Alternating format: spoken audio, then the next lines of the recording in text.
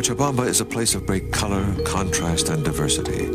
A place where the people show an openness to their faith as vividly expressed in a monument of Christ that overlooks their city. It is here that a statue of Jesus Christ has been reported weeping blood. In a documentary by Australian lawyer and producer Ron Tesoriero, the phenomena of this weeping statue was filmed and examined. Watch closely in this rare video as a tear begins to well about an inch below the right eye. The tear now moves slowly down the eye and eventually falls.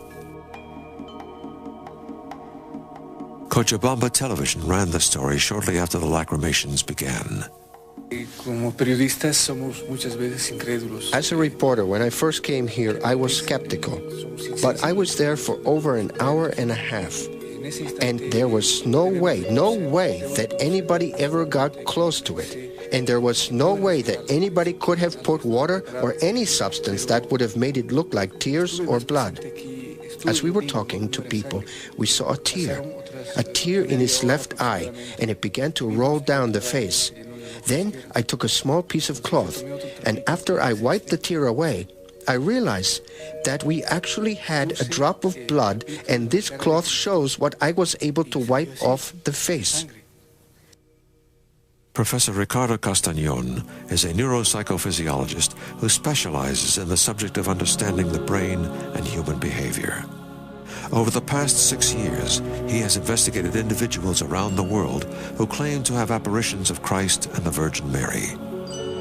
His studies also include related mystical phenomena of the stigmata and weeping statues reported in Akita, Japan, in Civitavecchia, Italy, and here in Cochabamba, Bolivia. I saw the blood coming out from his left eye. Then I decided to take a sample. The best place was 5-6 centimeters below the left eye, and I took the sample. Here we have a cotton with a little bit of blood, but I have taken this sample direct from the eye. For this I can say that I did it and that I saw it. But for me it's not enough to have only the typical analysis type of blood. I would like to have the DNA analysis. After I took the sample, I kept the sample only by myself all the time, and there's no chance that somebody could have touched this one.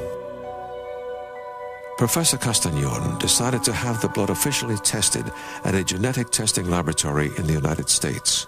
He personally handed the samples over for testing so that it could not be said that knowledge of the origin of the sample influenced the outcome of the test.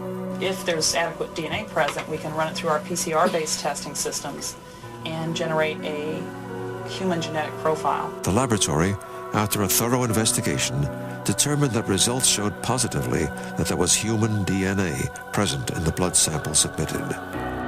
To further validate the lab's findings, another sample was then submitted to an Australian state government forensic laboratory who independently arrived at the same conclusion and thus confirmed the authenticity of the first findings.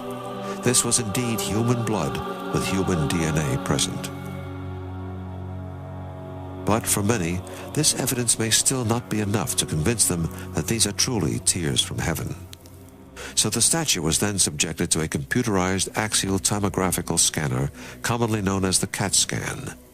This equipment shoots a thin beam of X-rays through the object from many angles and produces cross-sectional images on a computer screen. These sectional cuts enable every component of the image to be identified and closely examined. In this way, they would be able to determine if the statue had any holes or mechanisms that would allow it to cry or bleed. The finding was that the statue was of externally solid plaster containing only an internal void of air. They found no liquids or mechanisms in the statue. Thus, science was once again unable to explain the origin of these incredible tears.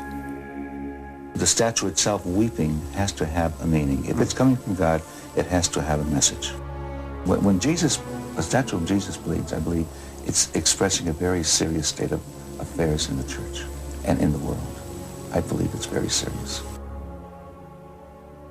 A theological commission was established and carried out its own investigation. As a result of their findings, the bishop declared the lacrymations authentic. He has sought from the Vatican the conditions necessary to have it declared a signum Dei, an act of God.